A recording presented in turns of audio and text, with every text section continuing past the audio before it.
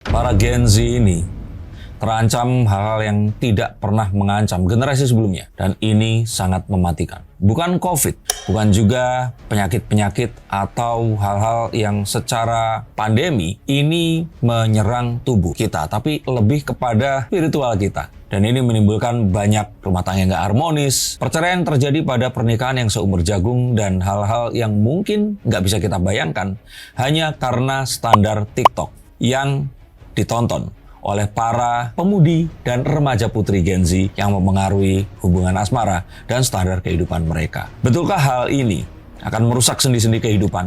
Maka yuk kita akan telaah lebih jauh dan jawab pertanyaan kalian.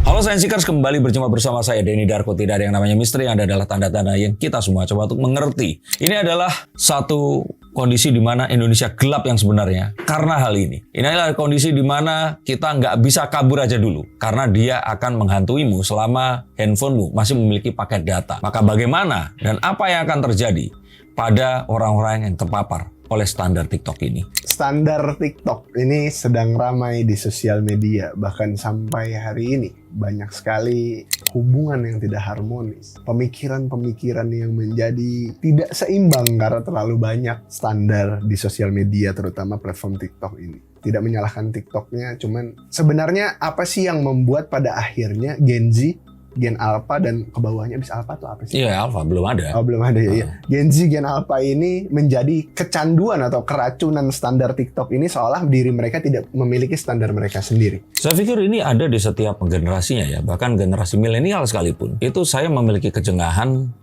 Kalau dulu tuh kayak parenting. Saya tuh sampai nggak mengerti kenapa ibu-ibu milenial itu nge-follow Andin yang membesarkan anaknya dengan caranya sendiri, terus tiba-tiba semua orang pengen seperti itu. Kalau generasi saya, itu generasi Gen X itu kayak sebuah kebangkitan berpikir bahwa makan itu harus makanan yang natural. Kalau bisa itu peduli dengan kesehatan. Nah kalau milenial ini kan hal itu tadi ya, kesehatan mental terutama itu. Terus kedua ya parenting, hal seperti itu yang saya sampai geleng-geleng kepala. Itu kan anaknya Andin, ya biarin aja. Kenapa kita harus jadi kayak dia gitu loh. Nah, standar seperti ini, itu tuh muncul. Dan terus kemudian membuat orang yang nggak di generasi itu tuh kayak mind blowing. Kenapa harus begitu? Kita kan bisa aja berbeda. Kita nggak harus seperti itu. Terus gen milenial yang suka healing. Nah, bepergian. Mereka yang nggak mementingkan memiliki kendaraan, mobil pribadi dan sebagainya, tapi lebih penting kalau mereka ini bisa jalan-jalan ke luar negeri memiliki iPhone. Nah, seperti itu. Ini kayak standar yang akhirnya mereka itu harus miliki, dan itu karena ya konten sosial media yang mereka konsumsi. Nah, Gen Z ini tadi, ini Gen Z yang diasuh oleh TikTok kalau menurut saya. Kalau milenial ini kan Twitter dan Instagram. Jadi mereka ini itu mencari informasi itu di situ. Best friend mereka itu bukan real person. Bukan pemuka agama, bukan seseorang yang sukses menikah selama 30 atau 40 tahun, yang salah satunya mungkin ibundanya, tapi TikTok. Dan ini menjadikan sebuah mirror atau cermin untuk mereka itu melihat dirinya. Kadang bahkan mereka mungkin tiba-tiba suasana hatinya berubah saat nonton TikTok, dan terus kemudian mereka jadi tiba-tiba menjadi sedih atau marah. Kalau seneng kayaknya nggak dibagi ke orang lain ya. Dan ini satu hal yang kalau boleh saya katakan, ya nggak bisa dibilang nggak salah TikTok, ini salah TikTok. Karena mereka akhirnya memberikan platform dan ruang publik untuk orang-orang itu menjustifikasi apa yang mereka kira benar, dan terus kemudian orang-orang akhirnya mengikuti justifikasi itu tadi. Stop dulu sebentar untuk kalian semua yang merasa atau menganggap bahwa saya hanya membacakan tarot untuk artis-artis. Kalian salah. Kalian pun berkesempatan untuk bertatap muka dengan saya atau menanyakan apapun yang kalian ingin tanyakan, dan biarkan kartu-kartu saya di sini mencoba untuk mencarikan alternatif jalan keluar dari pemecahan permasalahan yang terbaik untuk saat ini dan mendatang. Dan saya jamin ini semua akan private. Hanya kalian dan saya yang akan mengetahuinya. Apapun permasalahannya. Karena saat sebuah masalah terjadi, sebenarnya sebuah solusi itu menanti. Dan siapa tahu solusi terbaik dari permasalahan kalian akan ketemu saat kalian ngobrol dengan saya, dan izinkan saya untuk membuka setiap kartunya kepada kalian. Hubungi segera nomor di bawah ini, dan pastikan nomor ini saja, dan izinkan saya untuk membantu memecahkan permasalahan apapun yang kalian alami. Semoga informasi ini bisa membantu kalian memecahkan permasalahan kalian. Oke, lanjut ke konten yang berikutnya. Yuk. Kalau dibilang salah dari TikTok juga. Apakah ada beberapa konten juga soalnya yang menyindir tentang standar TikTok ini, ada bagian atau mungkin andil dari influencer di TikTok juga yang bahkan tidak pernah memfilter kontennya, sehingga orang-orang ini selalu terpapar konten-konten yang mungkin menyebabkan standar mereka jadi seperti si. Ya makanya TikTok sendiri nggak berusaha untuk menyaring itu. Padahal mungkin di China sendiri nggak ada konten seperti itu. Dan ini sangat meresahkan. Membuat ya bahkan mungkin hasil akhirnya ini bisa kayak orang jadi takut menikah. Terus nanti tingkat kelahiran akan menurun. Dan lah makanya ini kan satu hal. Ya ini kan satu hal yang mungkin Pak Prabowo nggak paham, tapi kalau saya jadi Pak Prabowo, saya panggil TikTok sama seperti Senat Amerika. Saya minta mereka untuk membatasi beberapa search keyword untuk ya dilarang. Kalau kita bilang juga standar TikTok ini kan apakah nantinya kan, tapi walaupun sekarang memang orang-orang diasuh TikTok ya, kalau tadi Mas Dan bilang, apa nantinya tapi kan nggak sebagus budaya-budaya di Gen X atau mungkin milenial ataupun apa, itu kan mereka tidak sedestruktif standar TikTok ini gitu. Karena standar TikTok ini terbukti destruktif. Mengapa? Karena mental illness sih lebih banyak sekarang ini gitu, karena standar-standar yang tidak terpenuhi ini gitu. Ya karena tadi itu, kalau saya boleh katakan hal yang paling krusial di sini adalah mereka ini menjadi mungkin tidak, penilaiannya itu jadi terkungkung oleh bubble filter itu tadi. Mereka tidak melihat real case yang ada di lapangan. Dan mereka ini terhipnotis kepada satu titik yang diarahkan oleh konten itu tadi. Mereka tidak berusaha untuk memahami dari sudut pandang yang lainnya. Misalkan saat seorang remaja putri mengeluhkan tentang gaji suaminya yang di bawah 7 juta. Terus kemudian mengatakan bahwa ya gaji segitu nggak kurang karena kehidupan sekarang membutuhkan ya tadi harus menabung, harus healing, punya iPhone dan sebagainya. Maka mereka ini tidak berusaha untuk melihat bahwa ada orang-orang yang lain yang nggak punya gaji segitu tapi hidupnya happy. Mereka kehilangan tujuannya. Mereka menjadi mempermasalahkan kendaraan, kecepatan kendaraan, bagaimana mengemudikannya, dan merek, sekrup, busi, dan sebagainya. Yang mereka cari sebenarnya kebahagiaan. Dan kebahagiaan mereka mengira itu harus saat memiliki iPhone, bisa healing ke tempat-tempat viral dan mencari hidden gem di kota-kota seperti Bandung, Yogyakarta, Bali, kalau agak kayaan dikit di Jepang seperti itu. Ini yang kalau menurut saya merusak mental mereka. Menjadi harus FOMO, fear of missing out. Menjadi ya YOLO, you only live once seperti itu. Ini satu hal yang harus disadarkan. Paling tidak mereka harus sadar bahwa mereka terkena sebuah fenomena ini tadi. Apakah kalau ini dibiarkan dampaknya akan semakin luas dan semakin destruktif menurut Mas Den? Mungkin bisa mempengaruhi SDM nanti ke depannya? Iya dong, karena tadi itu. Kebayang seorang wanita memberikan sebuah... Kenapa wanita? Karena wanita yang disasar di sini. Kalau cowok itu lebih cenderung nggak peduli. Misalkan satu cowok dia menyukai wanita berambut keriting. Satu cowok lagi rambutnya lurus. Ikal, berjilbab dan sebagainya. Itu nggak masalah. Tapi wanita itu butuh penerimaan. Mereka itu takut kalau dirinya ini tidak diterima oleh keluarganya, orang terdekat, siapapun itu. Dan mereka butuh validasi. Dan dari situ mereka mencari hal-hal ini tadi. Kalau mereka nggak menemukan, mereka akan keep scrolling, cari sampai ketemu. Sampai akhirnya tuh kan, terus kemudian dimasukkan di laman story mereka atau reels mereka atau apapun itu, menunjukkan bahwa ini loh yang aku setuju. Teman-teman yang sama akan like dan akan ketemu dan ngobrol di situ. Itu kayak orang yang kecanduan, dikumpulkan terus saling menyuapi narkoba ke mulutnya ini tadi. Gimana rasanya?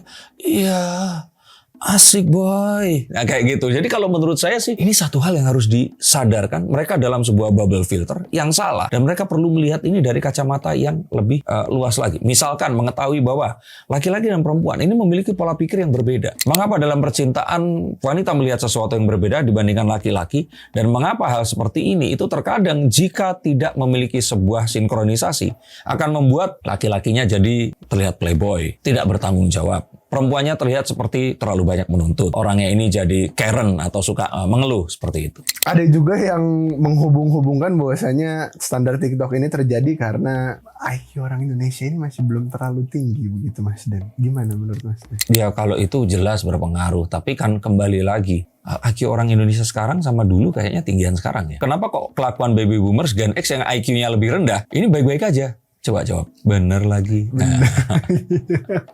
Jadi sebenarnya IQ iya, tapi nggak terlalu berpengaruh dengan hal itu. racunnya di situ tadi itu.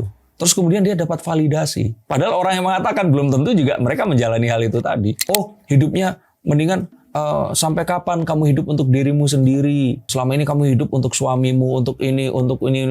Ngapain kita harus punya anak? Terus kemudian child free. Kan gila. Tuhan menciptakan fitur yang ada di tubuh kita dengan sebuah alasan. Lah kalau itu nggak dipakai, gimana? Ya silahkan ya. Untuk orang-orang yang memilih untuk menyukai sejenis atau ya artinya akan menggunakan fitur yang nggak pada tempatnya seperti itu. Memilih untuk nggak mau hamil atau apa. Tapi saya lebih ingin memberikan sebuah edukasi bahwa ya kodrat kita itu memang beranak. Lah kalau ternyata miskin, ya jangan miskin. Ayo bekerja agar paling tidak nggak usah kaya, tapi bisa memiliki anak dan membesarkannya. Kalau nggak setuju, tulis komentar di bawah sini.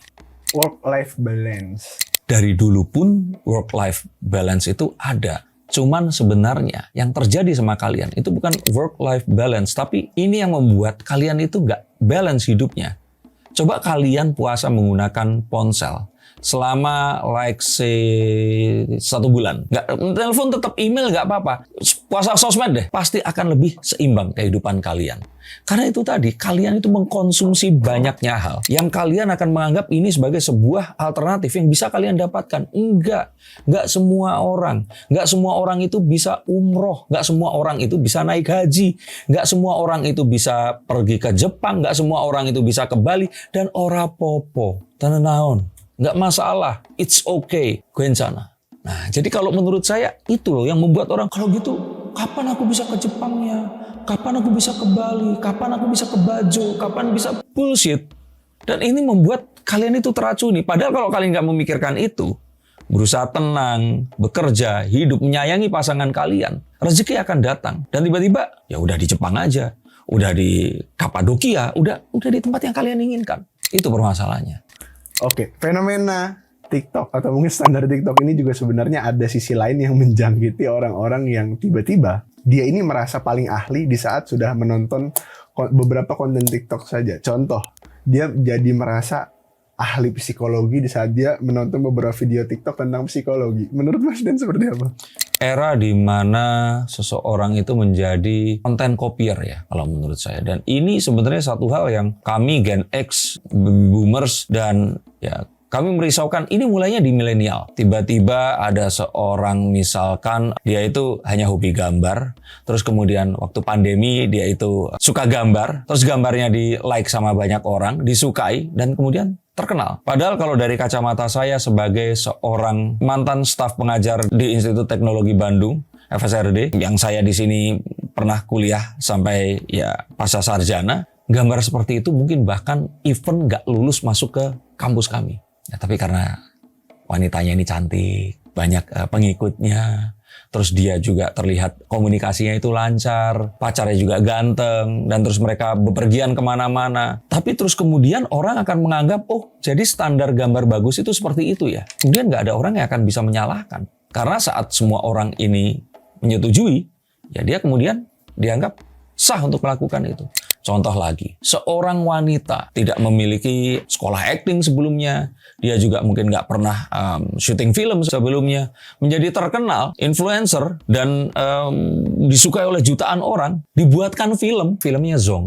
Terus kemudian aktor dan aktris yang ya menjalani kehidupan dari mereka ini, belajar, reading yang bagus seperti apa, teater dan sebagainya. Oh sekarang itu untuk jadi seorang bintang film, itu hanya melihat dari engagement dan dari ini followernya.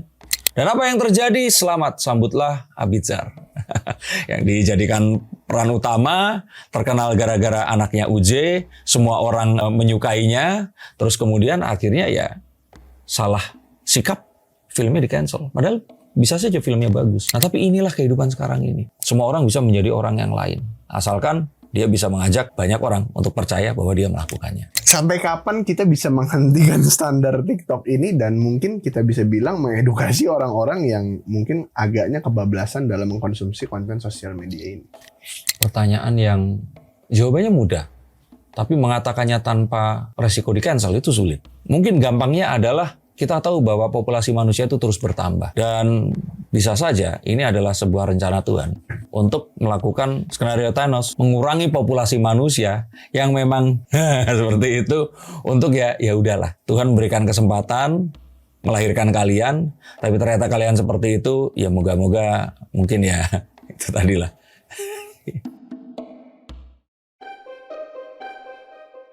Apakah menurut kalian apa yang saya katakan kalian rasakan juga? Bagaimana TikTok ini sudah mulai meresahkan, membuat perceraian dan juga keharmonisan hubungan antara banyak pasangan ini mulai dipertanyakan, terus kemudian dipisahkan, dan membuat kehidupan ini menjadi tercerai-berai. Tapi apakah kalian juga mendapati orang sekitar kalian atau kalian sendiri menjadi korbannya? Tulis pengalaman kalian di bawah sini. Terima kasih, selamat menunaikan ibadah puasa, dan jangan nonton TikTok lagi. Kecuali TikTok saya.